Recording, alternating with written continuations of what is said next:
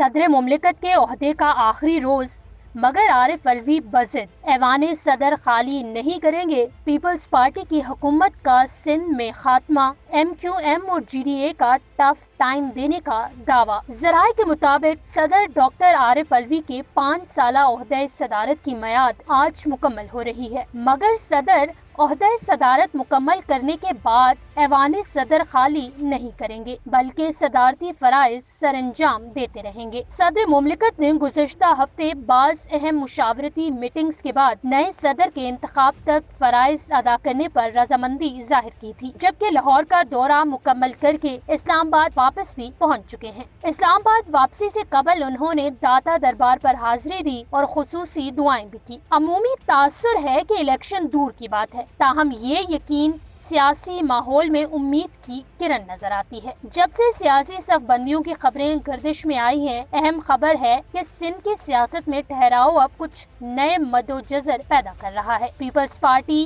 की PTI से रब्तो जब्त की खबरें चल रही हैं, तो गोया कहीं तूफान बर्पा होने लगा है। दावा किया जा रहा है कि 360 अफराद की नो फ्लाई लिस्ट में बेशतर नाम पाकिस्तान पीपल्स पार्टी से वाबस्ता अफराद के हैं। इस्लामाबाद के कुछ हलकों में इस खबर ने खूब हलचल मचाई है कि MQM और GDA इंतहाबी सफबंदियों में पीपल्स पार्टी के मुकाबले पर आ रहे हैं और पीपल्स पार्टी को सिंध की सियासत में टफ टाइम देने के दावे भी हो रहे हैं। इल्जाम है कि पिछले 15 बरस में पीपल्स पार्टी ने सिंध के अवाम के मसाइल में इजाफा किया है। MQM को सिंध के बाज़ शहरी और GDA को कुछ दही इलाकों में सियासी बरतरी हासिल है।